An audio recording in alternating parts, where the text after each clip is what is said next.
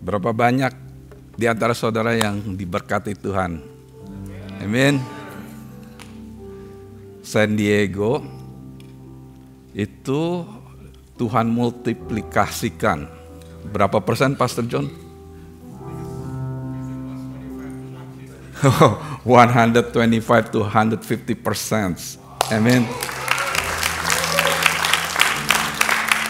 Kita senang sekali, bahagia sekali kalau Tuhan melipat gandakan. Amin, saudara. Dan seperti saya percaya kita pun akan dilipat gandakan di sini. Amin. Amin. Kita semua dipersiapkan. Karena semua sudah dipersiapkan, maka waktu Pastor John minta bantuan supaya kita bantu, kita kirim utusan. Benar Pastor John.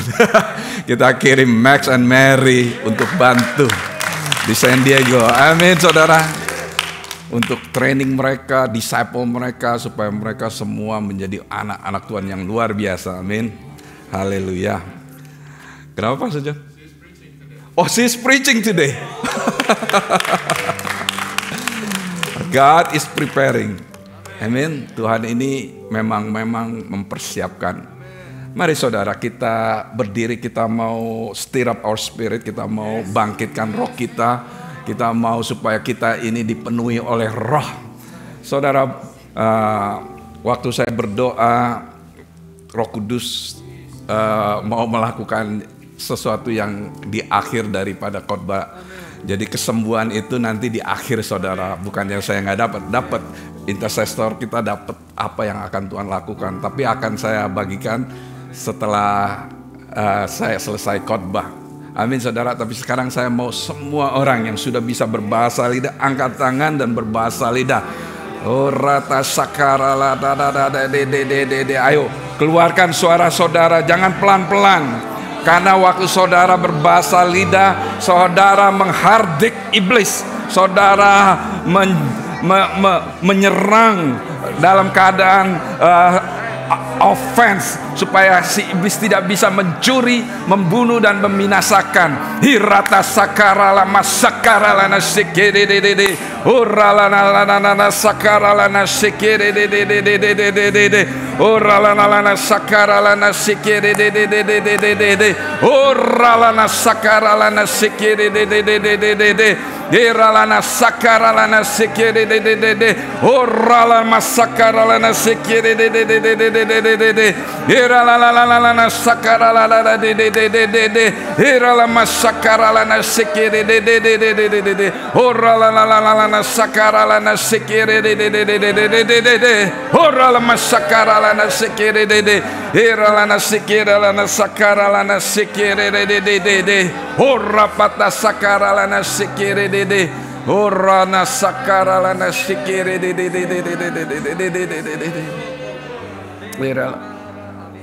Bapak, terima kasih karena hadirat-Mu di tengah-tengah kami. Terima kasih Roh Kudus yang akan menjamah kami, merubah pola pikir kami. Karena hari ini kami mau mendengar firman Tuhan. Kami mau mendengar sabda Allah. Kami mau mendengar apa yang Tuhan ingin bicarakan kepada anak-anak-Nya. Hari ini Tuhan, kami sebagai anak, kami mau mendengar Bapa kami yang dari surga mengatakan, memberikan instruksi atau memberikan pewahyuan. Karena itu Tuhan, kami mau buka hati kami. Roh Kudus bantu kami. Katakan, Roh Kudus bantu kami. Roh Kudus bantu kami. Taklukkan setiap pikiran-pikiran yang mengganggu. Hari ini, katakan hari ini, saya mau fokus. Saya mau mendengar firman Tuhan. Roh Kudus, bantu aku supaya aku menerima firman ini di dalam roh yang memberikan kehidupan. Dalam nama Yesus. Amin. Berikan salam kepada sebelah kiri kanan saudara dan silakan duduk. Haleluya. Jeffrey, thank you. Luar biasa sekali musik minister kita. Amin. Semangat yang berkobar-kobar. Dan saya percaya saudara semua mempunyai semangat yang berkobar-kobar. Amin. Haleluya. Minggu lalu saya khotbah, saya katakan waktu saya mendapat firman di Ibrani 2 ayat yang pertama, hati saya merasa terganggu saudara. Hati saya merasa melihat apa yang saya lihat di alam nyata ini. Dan saya melihat bagaimana Tuhan sedang mempersiapkan, amin saudara. Tuhan sedang mempersiapkan gerejanya. Saudara, Tuhan Yesus bilang, on this rock, di batu karang ini aku akan membangun gerejanya. Amin saudara. Berarti gereja Tuhan itu nggak boleh goncang. Gereja Tuhan itu mesti kuat. Karena Tuhan Yesus membangun di atas roknya. Nah, saudara, firman ini saya akan mau mengingatkan kembali firman yang diberikan kepada saya. Dan saya akan terus supaya saudara ingat. Saudara ingat, kalau saudara nggak hati-hati, saudara akan terhanyut. Ingat ini saudara. Saudara kalau nggak hati-hati, saudara akan terhanyut. Nah saudara, di sini firmannya yang di Hebrew 2 verse 1, di Ibrani 2 ayat 1, the Passion Translation ini, translation yang kesenangan Pastor Dion nih. Di sini dikatakan, this is why it is so crucial that we be all the more engaged and attentive to the truth that we have heard, so that we do not drift off course. Ini bicara mengenai kebenaran, saudara. Ada kebenaran yang menghanyutkan saudara. Ada kebenaran apa yang bisa menghanyutkan saudara. Tetapi kalau kita engage and attentive, tahu keberadaan kita, kita tidak akan terhanyut. Nah saudara, waktu kita bicara mengenai gereja, saudara ini Tuhan purposely, sengaja menempatkan saudara di gereja ini. Supaya saudara enggak terhanyut. Mungkin ada orang-orang ditempatkan di gereja lain supaya mereka juga mendengar secara aktif dan secara hati-hati terhadap kebenaran yang mereka dengar. Bagi saudara yang juga berbakti di rumah, saya juga mau mengingatkan saudara supaya saudara jangan flip channel. Ganti lagi saudara. Karena ini saudara yang sudah bergabung dengan City Blessing, saudara ditempatkan Tuhan di gereja ini supaya saudara aktif dan hati-hati mendengar kebenaran. Kalau saudara salah mendengar, saudara akan terhanyut. Dalam bahasa Indonesia, ini sangat penting. Kalau Tuhan mengatakan ini sangat penting, penting nggak? Penting ya. Ini sangat penting sekali kalau kita terlibat, artinya aktif dan lebih hati-hati dengan kebenaran yang kita sudah dengar, sehingga kita tidak terhanyut. Nah, saudara, saya melihat belakangan terakhir ini, justru yang menjadi keributan ini antara gereja, saudara. Tuhan tidak mau. Tuhan mau kita bersatu.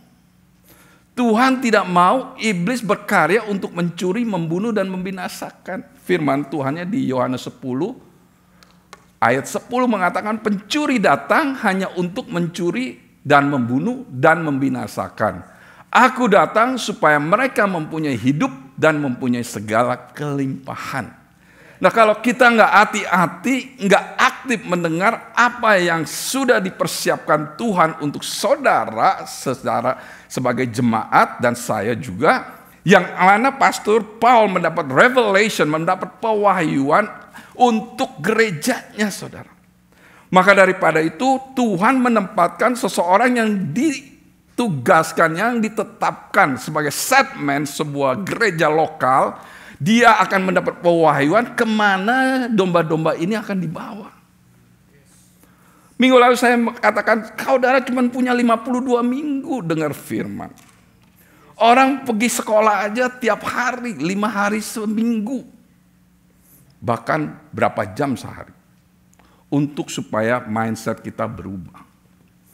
Nah, saudara, saya percaya apa yang sudah dipersiapkan ini adalah sesuatu yang benar-benar Tuhan menginginkan kepada saudara untuk mengaplikasikan. Untuk supaya saudara ini menjalankan ketaatan. Karena apa? Karena kalau saat-saat kesusahan datang, saudara nggak akan goncang lagi. Saudara tahu apa yang harus saudara lakukan. Saudara tahu apa yang saudara harus cari. Kemana saudara harus cari. Maka dari itu saya percaya hari ini Tuhan akan memberikan pewahyuan kepada saudara. Kenapa saya bawa saudara untuk ayo kita in the spirit. Stir up our spirit. Mari kita bangkitkan roh kita. Karena firman Tuhan gak bisa diterima dengan pengetahuan. Karena firman Tuhan gak bisa diterima dengan hanya sekedar mind kita, pemikiran kita. Firman Tuhan itu harus diterima dengan roh saudara.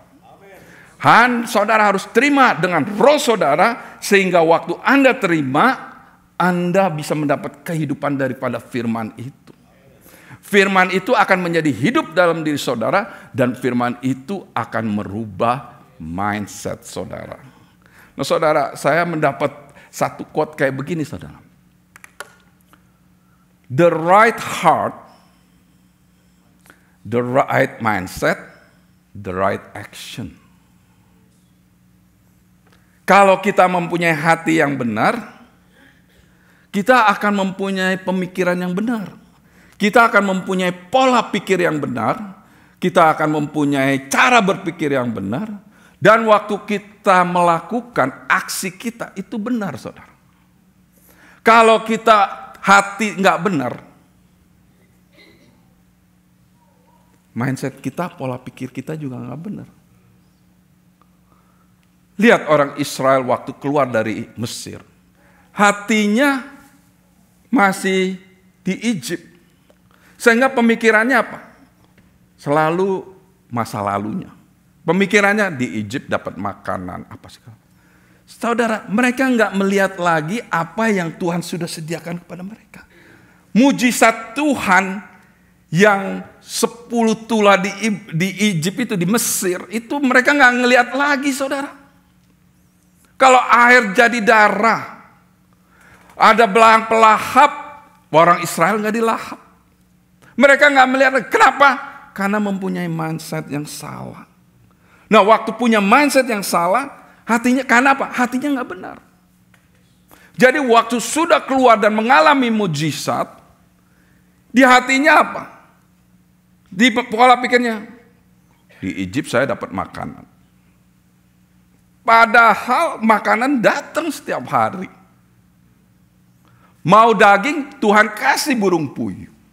Tapi masih punya pikiran. Karena apa? Hati yang gak benar, pola pikir gak benar.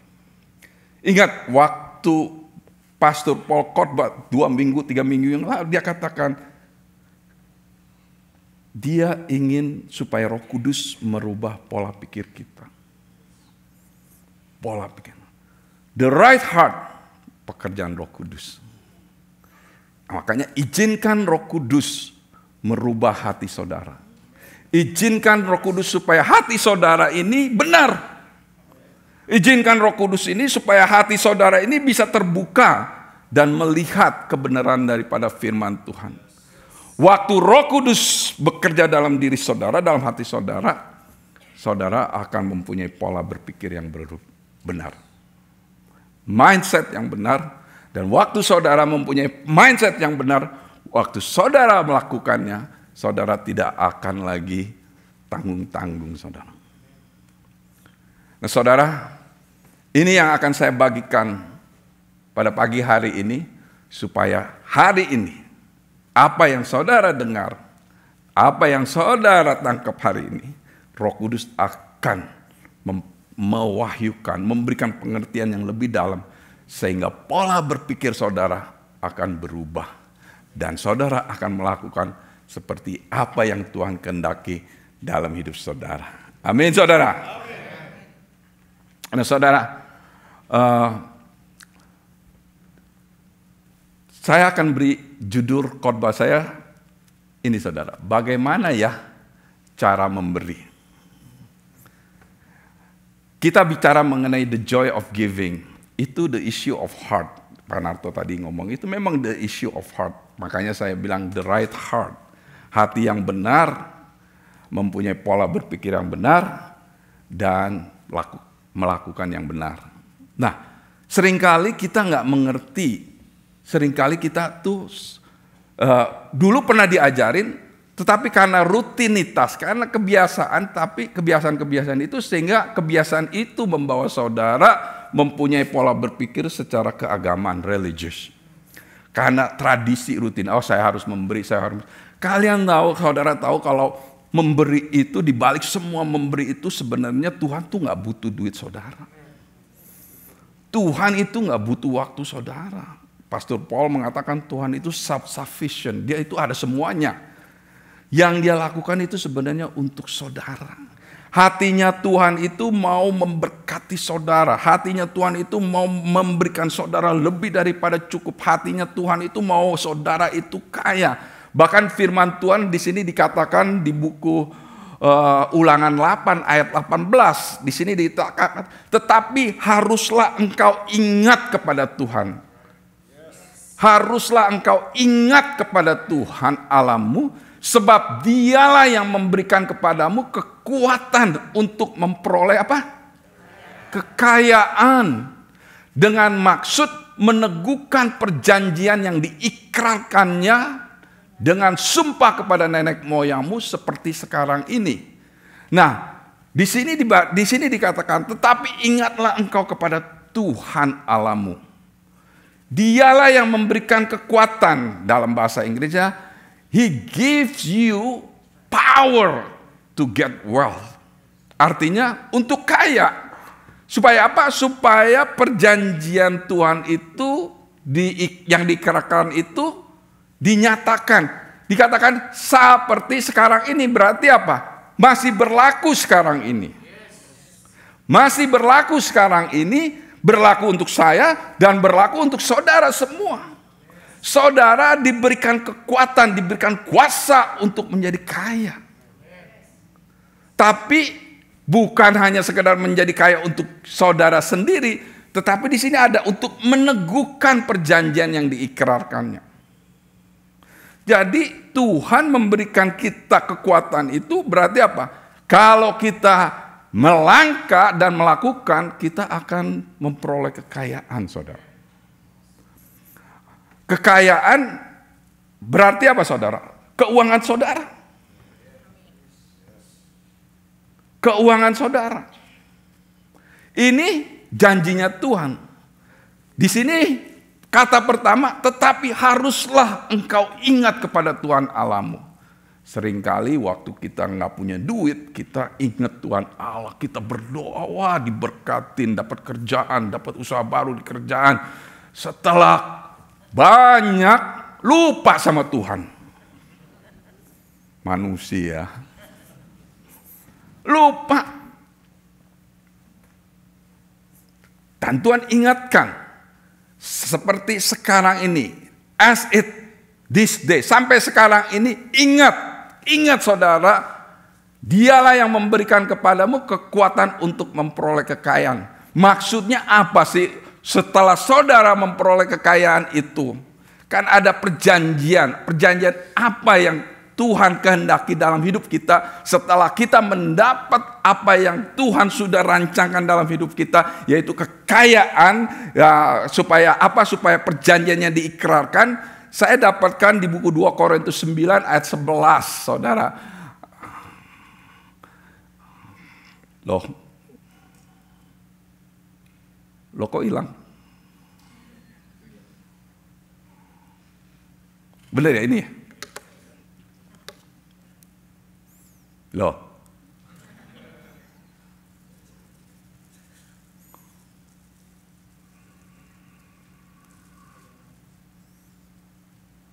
Nah, 2 Korintus 9 ayat 11 mengatakan, kamu akan apa?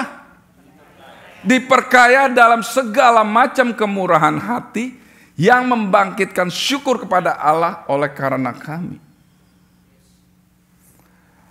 He will make you rich enough to be generous at all times, so that many will thank God for your gift which they receive from us.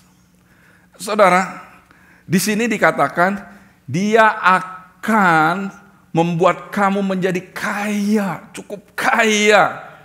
Tujuannya apa? To be apa? Generous. Supaya kita itu bisa membagi, memberi, beramal, dermawan at all times, selama-lamanya. Karena di Indonesia terjemahannya kurang bisa, pewahyuannya kurang bisa. Makanya saya taruh dalam bahasa Inggrisnya yang Good News Translation. He will always make you rich enough to be generous. Jadi ya saudara, kalau saudara generous, Tuhan selalu memperkaya saudara terus. Tuhan gak akan membuat saudara kekurangan. He will make you rich enough to be generous. Jadi kalau saudara generous, saudara dermawan, saudara beramal, saudara akan terus diperkaya. Karena apa? Dengan perbuatan saudara itu, orang-orang yang saudara bantu, pelayanan-pelayanan yang saudara bantu akan mengucap syukur kepada Tuhan Allah. Nama Tuhan akan ditinggikan melihat apa yang saudara lakukan dalam pemberian saudara. Jadi saudara, firman Tuhan tuh gak bisa dirubah. Firman Tuhan itu gak bisa diganti saudara. Nggak bisa bilang tunggu saya kaya dulu baru saya memberi. No. Tuhan memberkati saudara lebih daripada cukup supaya saudara bisa menjadi orang yang beramal. Orang yang dermawan. Orang yang suka memberi. Orang yang suka menolong. Saya percaya jemaat kita ini suka menolong. Amin. Makanya semua bisa tersenyum. Walaupun saya nggak bisa lihat senyumnya. Nah saudara, ini prinsip penyataan yang Tuhan berikan kepada kita supaya kita tahu bahwa firman ini tidak akan berubah sampai saat ini. Tidak akan berubah. Nah saudara, melihat apa yang terjadi saat ini, mungkin saudara kalau baca news, baca apa segala macam, ekonomi akan resesi segala macam kan saudara. Kita nggak ngerti, tapi kita tahu apa yang menjadi keadaan sekarang. Bensin sekarang udah $4 saudara. Apalagi yang punya mobil mewah-mewah kena $5. Untung saya punyanya yang pakai 87 masih $4. Ifung mah enak tuh pakai listrik. Saudara tahu, ekonomi gak bakal membaik saudara. Tetapi dengan Tuhan saudara gak perlu khawatir. Karena firman Tuhan itu hidup. Waktu saya menyembah, saya diingatkan firman ini saudara. Di Kejadian 26 ayat pertama. Saudara, saya gak ada di sini karena ini baru dapat pewahyuan. Maka timbullah kelaparan di negeri itu. Ini bukan kelaparan yang pertama yang telah terjadi dalam zaman Abraham. Sebab itu Ishak pergi ke Gerar kepada Abimelek, raja orang Filistin. Jadi pada saat itu kelaparan saudara. Kalau udah ada kelaparan berarti semua orang akan mengalami kelaparan kan? Mengalami kesusahan. Tapi di firman ini saudara,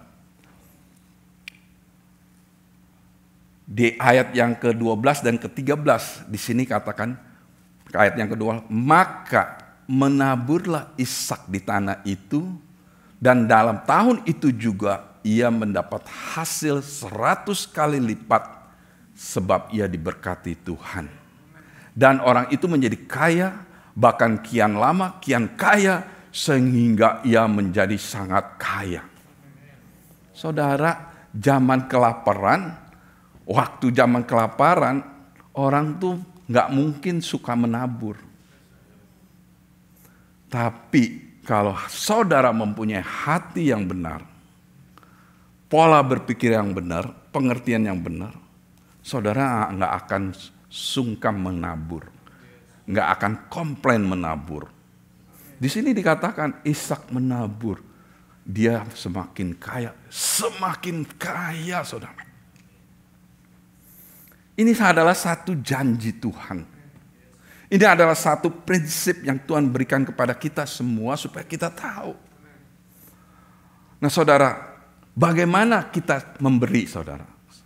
Saya ingin supaya mengajar kepada saudara, supaya saudara mengerti setiap pemberian saudara itu ada motivasi apa di balik itu di mata Tuhan dan rewardnya saudara. Nah saudara, kita buka di buku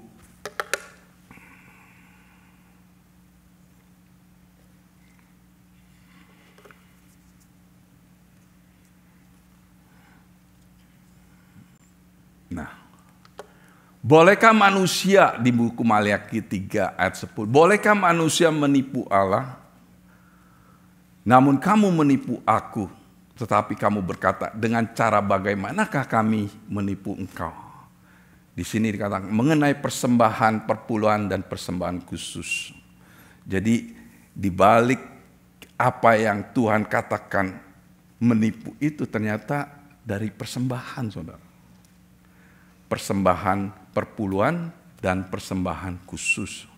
Jadi yang dibicarakan ini adalah persembahan kalau saat ini yaitu persembahan keuangan saudara. Ingat saudara, Tuhan berkati saudara. Tuhan akan memperkaya saudara dalam segala hal dengan tujuan apa saudara? To be apa? Generous, suka beramal, suka dermawan, suka memberi sedekah, suka menanam benih. Nah saudara, saya belajar dari seorang hamba Tuhan yang namanya Mark Gorman. Dia mengarang buku mengenai giving ya saudara ya, The Power to Get Wealth gitu. Di dalam bukunya itu dikatakan ada 4 macam persembahan. Persembahan perpuluhan, tithe, persembahan buah sulung, first fruit, persembahan sedekah amal atau dalam bahasa Inggrisnya alms, dan persembahan benih, seeds. Nah ini adalah persembahan yang kita lihat di dalam Alkitab, yang kita belajar di dalam Alkitab. Saya mau saudara ini mau mengerti apa yang saudara lakukan setiap minggu, supaya saudara ini enggak menjadi rutinitas aja saudara. Saudara tahu bahwa saudara membawakan persembahan itu dengan satu attitude, tingkah laku yang dengan hati yang bersuka cita, mengucap syukur kepada Tuhan karena Tuhan sudah menjadikan saudara orang yang generous. Amin saudara, karena saudara sudah menjadi orang yang generous dan Tuhan akan memperkaya saudara terus. Amin saudara. Ayo, kita mulai. Saya akan mulai menjelaskan mengenai persembahan persepuluhan. Tithe itu artinya 1/10 ya. Di sini dikatakan Maliaki 3 ayat 10, bawalah seluruh persembahan persepuluhan itu ke dalam rumah perbendaharaan supaya ada persediaan makanan di rumahku, dan ujilah aku Tuhan, firman Tuhan alam semesta, apakah aku tidak membuka bagimu tingkap-tingkap langit dan mencurahkan berkat kepadamu sampai berkelimpahan. Jadi konsep untuk supaya saudara tahu bahwa saudara harus memberi perpuluhan, perpuluhan itu adalah milik Tuhan, saudara harus bawa ke rumah Tuhan, bukan ke rumah jompo. Bukan ke pelayanan lain. Persembahan perpuluhan saudara bukan untuk dibagi-bagikan. Bukan merupakan pilihan, option, atau suggestion. Tapi persembahan perpuluhan itu adalah perintah Tuhan. Kenapa? Karena 1/10 dari hasil saudara itu adalah milik Tuhan. Amin saudara. Firman Tuhan di sini dikatakan, demikian juga segala persembahan persepuluhan dari tanah, baik dari hasil benih di tanah maupun dari buah pohon-pohon adalah milik Tuhan. Itulah persembahan kudus bagi Tuhan. Jadi itu milik Tuhan, bukan milik saudara. Persembahan sepersepuluhan itu milik Tuhan. Kenapa Tuhan katakan demikian? Supaya saudara tahu kalau saudara ini diberkati dan saudara harus tahu apa yang menjadi milik Tuhan, saudara harus kembalikan. Makanya perkataan di buku Maliaki itu nggak enak saudara. Kalau kita nggak perpuluhan, kita dianggap merampok Tuhan. Dibilang pencuri. Yohanes 10 ayat 10 mengatakan, seringkali kita mengutip Yohanes 10 ayat 10. Pencuri itu datang mencuri, membunuh, dan membinasakan. Nggak taunya kita sendiri pencuri karena kita nggak tithe. Benar atau betul? Karena apa? Saya katakan ini karena saya mengatakan apa yang menjadi firman Tuhan, saudara. Supaya saudara bisa membuka hati dan menerima ini. Supaya apa? Supaya saudara bisa menerima janji-janji Tuhan. Dikatakan dikatakan sebelumnya saudara, dikatakan apa saudara? Ke dalam rumah supaya ada persediaan rumah, apakah aku ujilah aku Tuhan. Dia berani mengatakan demikian. Bawa persembahan perpuluhan ke rumahku. Ujilah aku. Dari seluruh isi Alkitab hanya satu yang saudara bisa uji waktu saudara membawa persembahan perpuluhan.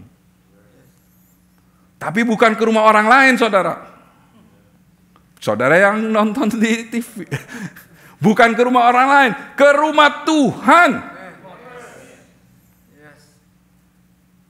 Kenapa? Saya berani mengatakan demikian, karena ini kebenaran firman Tuhan, saudara. Saya nggak mau saudara hidup di dalam kutuk. Di situ dikatakan di Maliaki, kalau saudara nggak membawakan perpuluhan, saudara hidup di dalam kutuk, mengizinkan pelahap-pelahap melahap saudara, berkat saudara. Ingat, pencuri datang untuk mencuri, membunuh, dan membinasakan. Bawalah seluruhnya ke rumah Tuhan. Ke rumah Tuhan. Di mana rumah Tuhan, saudara? Di mana saudara ditempatkan, itulah rumah Tuhan. Di mana saudara bergabung dengan gereja lokal, itulah tempat rumah Tuhan saudara. Saudara ditempatkan di gereja City Blessing ini, itulah tempat saudara untuk membawa persembahan perpuluhan saudara. Supaya apa? Waktu saudara taat, pintu langit surga sudah terbuka buat saudara. Di situ dikatakan, membukakan bagimu tingkap-tingkap langit dan mencurahkan berkatmu kepadamu sampai berkelimpahan. Tapi kalau saudara cuma memberikan 10%, pintunya terbuka. Udah terbuka. Saudara harus melakukan yang lain supaya itu turun ke dalam bejananya saudara. Amin saudara. Jadi ingat saudara. Imamat 27 ayat 30. Demikian juga segala persembahan persepuluhan dari tanah, baik dari hasil benih di tanah maupun dari buah pohon-pohon adalah milik Tuhan. Itulah persembahan kudus bagi Tuhan. Oh Pastor Tom, saya belum cukup untuk memberikan persembahan perpuluhan. Saudara, taat.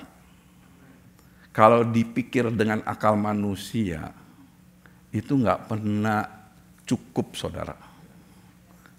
Benar atau betul? Kalau pikir-pikir wah nggak cukup. Tapi waktu saudara taat, saudara akan merasa kecukupan terus. Amin. Amin saudara. Jadi persepuluhan itu milik Tuhan. Saudara sudah memberi atau belum? Hah?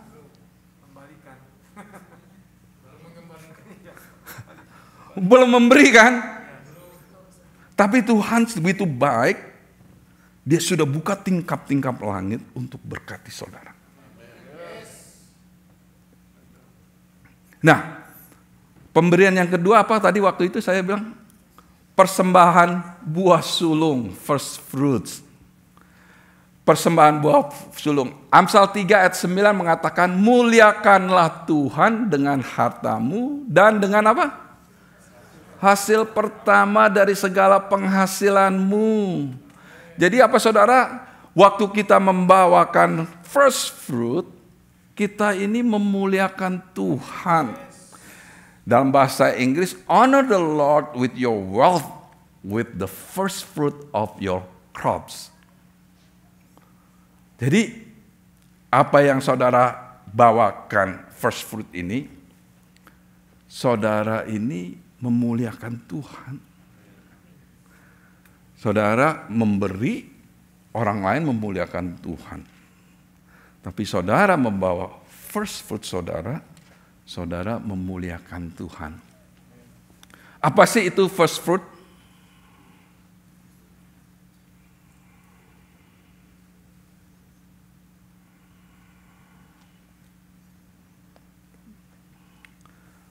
First fruit itu adalah hasil pertama dari saudara yang seharusnya saudara nikmati, atau hasil increase. Saudara misalnya naik gaji, hasil increase pertama itu yang saudara harus nikmati, saudara harus berikan kepada Tuhan. Kenapa itu? Karena hasil pertama yang kamu miliki ini, yang seharusnya kita nikmatin, kita serahkan kepada Tuhan. Kita percayakan kepada Tuhan berkat yang akan datang kepada kita. Amin.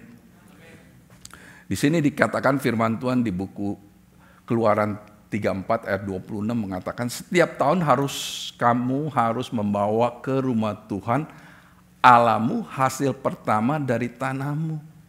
The first of the first fruits of your land you shall bring to the house of the Lord your God.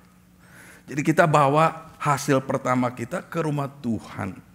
Nah, saudara, di gereja kita ini kalau saudara memberikan first fruit itu menurut firman Tuhan itu diberikan kepada imam. Jadi saudara, kalau saudara kita ini Pastor Paul yang menerima first fruit, Pastor Paul alokasikan first fruit itu di satu accounting kita itu untuk pelayanan juga saudara. Untuk membantu pastor, untuk pelayanan. Pokoknya enggak dipakai oleh Pastor Paul sendiri. Enggak. Tapi dipakai untuk pelayanan, untuk supaya memperluas kerajaan Tuhan. Di sini dikatakan di buku Yehezkel, dan yang terbaik dari buah sulung apapun dan segala persembahan khusus dari apapun, dari segala persembahan khususmu adalah bagian imam-imam, juga yang terbaik dari tepung jelaimu harus kamu berikan kepada imam supaya rumah-rumahmu mendapat berkat. Jadi saudara, pemberian saudara itu sebenarnya bukan untuk Tuhan, untuk saudara sendiri. Supaya apa? Rumah-rumahmu mendapat berkat. Dalam bahasa Inggrisnya, the best of all the first fruits and of all your special gift will belong to the priest. You are to give them the first portion of your ground meal so that a blessing may rest on your household. Jadi waktu saudara bawakan hasil pertama saudara atau saudara naik gaji, kenaikan gaji saudara berikan Tuhan, artinya apa? Saudara mempercayakan berkat Tuhan yang akan turun kepada saudara, sehingga saudara akan mengalami kelimpahan. Amin saudara. Ada yang masih belum mengerti first fruit. Nah seringkali kita tuh karena kerutinitasan kita cuma ingat tithe saja saudara. Tapi sebenarnya ada pemberian-pemberian yang lain yang Tuhan kehendaki kita supaya kita mengalami berkat-berkat Tuhan saudara. Amin saudara. Berkat Tuhan bukan hanya sekedar keuangan loh saudara. Protection, perlindungan, apalagi saudara, kesukacitaan, kebahagiaan, dan semua itu akan saudara alamin kalau saudara taat. Nah ini first fruit saudara, buah sulung. Jadi saudara, waktu saudara naik gaji, saudara senang, wah saya bisa beli ini, beli ono. Terus, tapi kan saya mesti berikan first fruit. Kan saya sudah rencana mau beli ini. Tahan dulu. Delay gratification. Nanti dapatnya lebih banyak. Tahan dulu saudara, berikan kepada Tuhan. Gaji saudara, kenaikan gaji saudara, berikan kepada Tuhan. Dan saudara, Tuhan janjinya, a blessing may rest on your household. Berkat-berkat itu akan ada di rumah saudara. Saudara, kenapa saudara? Saya percaya apa yang Tuhan sedang lakukan saat-saat ini, Tuhan sedang persiapkan saudara semua. Waktu kita mengalami masa-masa, kemarin di leadership cell, pastor bilang, kita akan mengalami masa-masa susah, pasti saudara, dan kita tidak akan kekurangan. Amin. Karena apa? Karena saudara sudah dipersiapkan. Saudara sudah dipersiapkan dan mindset saudara sudah berubah. Dan waktu saudara melihat keadaan ini, saudara semakin banyak menabur. Amin. Nah, yang berikutnya saudara, yaitu persembahan sedekah, amal atau alms. Alms. Nah ini menolong orang miskin sama seperti memberi pinjaman kepada Tuhan. Nanti Tuhan juga yang akan membalasnya. He who has pity on the poor lends to the Lord and he will pay back what he has given.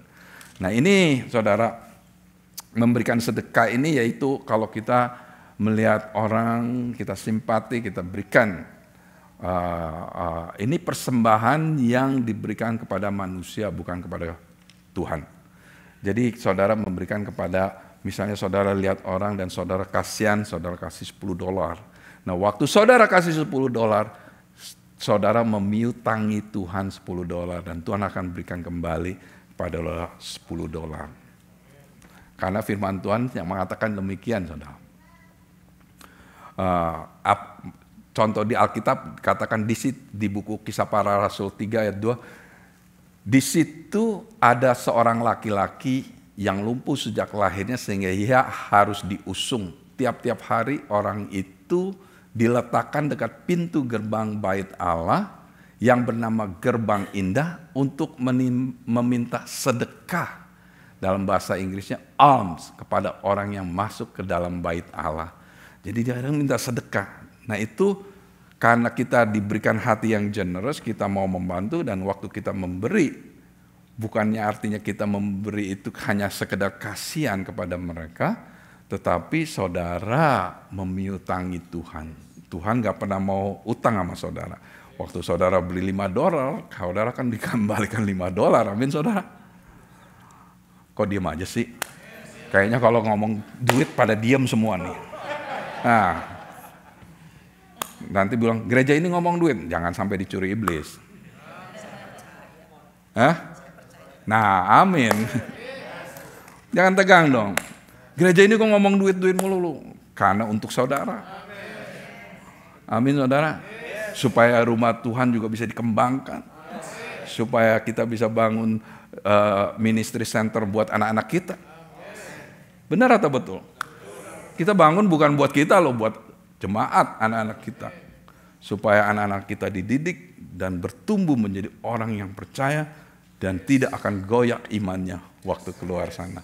Amin saudara. Enggak tegang lagi kan dengar. Kalau tegang dicuri iblis loh. Nah, yang berikut ini persembahan benih atau seeds. Di firman Tuhan di 2 Korintus 9 ayat 10 mengatakan, ia yang menyediakan benih bagi penabur dan roti untuk dimakan. Dan juga yang akan menyediakan benih bagi kamu dan melipat gandakannya dan menumbuhkan buah-buah kebenaranmu. Now he may Now may he who supplies seed to the sower and bread for food supply and multiplies the seed you have sown and increase the fruits of your righteousness. Ingat nih saudara, ini penting nih saudara. Ingat nih, penting untuk dicerna. Dia menyediakan benih bagi penabur dan roti untuk dimakan. Ia juga yang akan menyediakan benih bagi kamu dan melipat gandakan. Berarti Tuhan memberikan apa? Benih dan roti.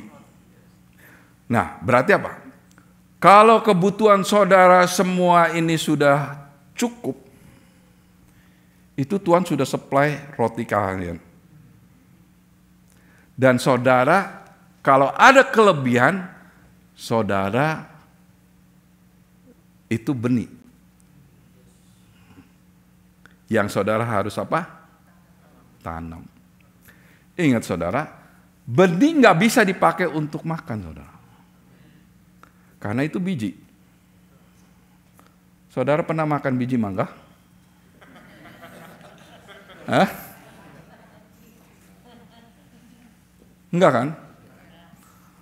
Saudara pernah makan biji apa lagi? Itu rakus direbus, nggak mau rugi itu.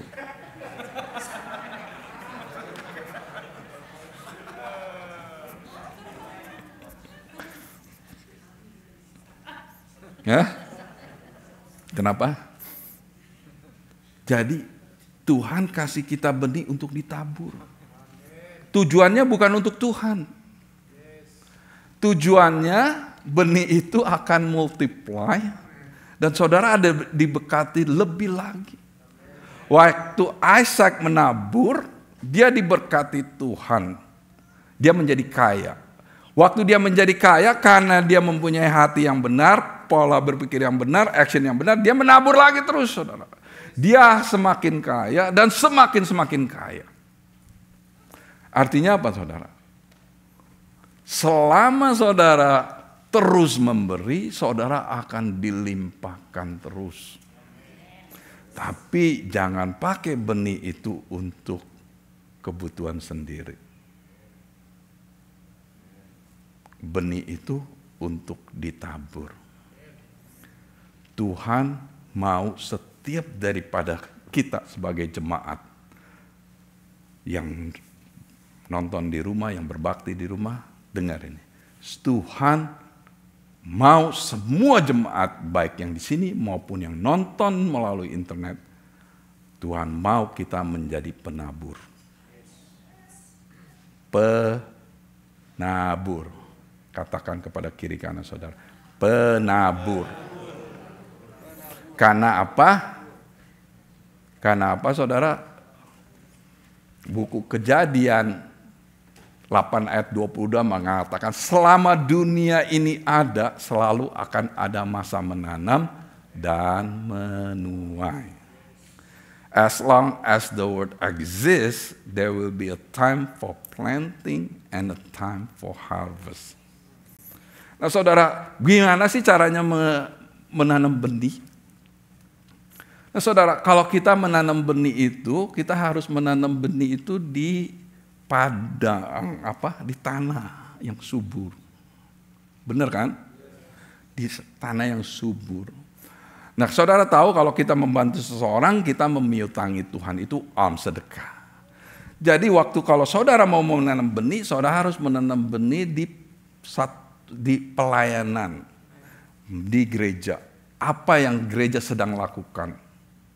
Misalnya kita sedang lakukan compassion ministry. Waktu kita minta persembahan kepada saudara untuk membantu orang-orang di Afghanistan, itu bukan untuk personal orang-orang di Afghanistan, saudara. Melalui pelayanan yang melalui network kita yang mereka melayani missionary di Afghanistan, kita melalui pelayanan mereka untuk memberkati pelayanan mereka supaya pelayanan mereka diperluas. Nah, saudara, itu yang harus kita lakukan menanam benih. Di gereja ada misalnya pembangunan gereja. Untuk apa? Pembangunan gereja kan untuk ministry center ini kan bukan untuk kebutuhan gereja sendiri. Kebutuhan jemaat, kebutuhan anak-anak kita, kebutuhan anak-anak muda. Kita mau pelayanan anak-anak muda itu diperluas dan anak-anak kita diedukasi, dididik supaya anak-anak ini bisa tumbuh menjadi orang-orang yang punya kepercayaan yang tidak bisa digoncangkan. Karena saat ini keadaan di situ kurang bisa ini ya saudara ya, kurang banyak room. Nah, kita mau lakukan itu kenapa? Karena kita mau memberkati jemaat. Nah, itu adalah salah satu field, ladang yang dibuka Tuhan supaya saudara bisa menanam benih. Garanti saudara. Saya pernah satu hari saya lagi berdoa, saya suruh menanam benih saudara. Menanam benih, saya suruh menanam benih untuk satu pelayanan yang baru, satu orang teman saya yang baru buka gereja di other state gitu. Saya pikir, wah, iya. Karena saya taat saudara, saya tanam. Saya tanam sana. Baru saya kasih, ceknya juga belum dikasih, the next day-nya saya dapat cek lebih banyak segitu saudara. Dari T-Mobile. Saya pikir ini bukan cek saya gitu, bukannya jatah saya teleponin T-Mobile, ini saya terima cek ini saya rasa kamu salah. Oh itu cek, it's yours gitu. Ini adalah milik kamu gitu. Jumlahnya lebih banyak saudara. Tuhan itu luar biasa saudara. Kenapa kita mau mengajarkan ini semua? Supaya kita mempunyai hati yang benar, pikiran yang benar. Waktu kita melakukannya, kita mempunyai hati yang bersukacita. Enggak lagi komplain. Nah di sini ada satu chart yang saya kasih persembahan itu, motivasinya apa, kenapa kita memberi, rewardnya, perpuluhan, ketaatan saudara. Itu kita perlu taat, obedience. Pahalanya di buku Maliaki itu dikatakan pintu surga terbuka. Di ayat yang berikutnya menghardik pelahap. Open heaven windows, rebuke devour. Berarti apa? Pelahap-pelahap yang siap untuk mencuri itu udah di stop dulu sama Tuhan. Waktu saudara membawa persembahan saudara, perpuluhan saudara ke rumah Tuhan, sudah dijaga sama Tuhan. You gak bisa jama ini. Ini anakku sudah taat kepada saya. Gak bisa jama. Waktu saudara membawa buah sulung first fruit, ini juga ketaatan karena saudara harus bawa. Karena ini hasil pertama saudara yang sebenarnya saudara nikmatin, tapi saudara kasih kepada Tuhan. Di buku Amsal 3 ayat 9 mengatakan, lumbung-lumbungmu akan diisi sampai melimpah-limpah. Bejana pemerahanmu akan meluap dengan buah anggurnya. Amin. Sedekah, alms, belas kasihan atau simpati. Jadi saudara kalau melihat orang itu, saudara mempunyai belas kasihan atau simpati, saudara harus kasih itu. Karena memang Tuhan yang memberikan hati saudara untuk memberikan pada mereka.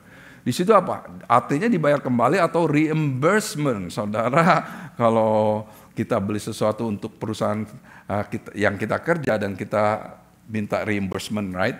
Nah ini sama Tuhan kalau saudara membantu orang miskin, saudara di reimburse, dibayar kembali. Benih seed, ini benih sama seed ini bicara motivasinya iman. Saudara berani nggak menaruh iman saudara untuk memberi buat pembangunan ministry center atau compassion ministry atau pelayanan kasih yang ada di Indonesia? Mau nggak kamu berani? Nah, pahalanya adalah harvest and multiplication. Panen buat saudara dan pelipat gandaan. Saudara akan dilipat gandakan. Nah, contohnya yaitu Isaac di buku Kejadian 26 itu saudara. Isaac diberkati, jadi kaya, semakin kaya. Nah ini saudara, ini satu prinsip yang Tuhan berikan kepada kita. Nah saudara tahu ini, kalau saudara tahu, Waktu saudara membawa persembahan, saudara bukan lagi membawa persembahan sebagai rutinitas. Kadang-kadang kita nggak tahu, kita cuma memberi. Tapi saudara punya fokus pikiran yang benar. Saya membawa persembahan perpuluhan karena saya mau taat kepada Tuhan. Saya mau bawa buah sulung karena saya mau taat kepada Tuhan. Saya kasih persembahan kepada orang miskin karena saya mempunyai simpati. Saya mau menanam benih karena saya punya iman. Penanam benih saya tahu iman saya. Dan untuk kemuliaan nama Tuhan. Haleluya, tim musik.